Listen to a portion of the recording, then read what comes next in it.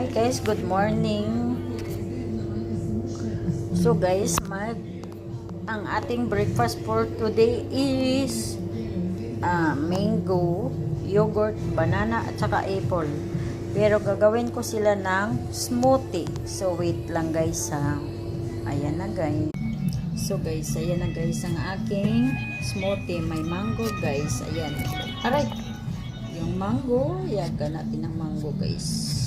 Iwain natin at mag-smoothie tayo. Tapos ayan guys, may yogurt. Lagyan natin yogurt, mango din siya ang yogurt guys. Ayan. Tapos gatas.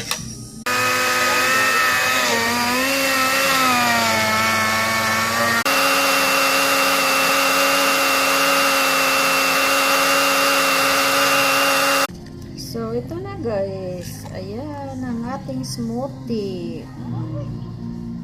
Oh, diba? Thank you guys.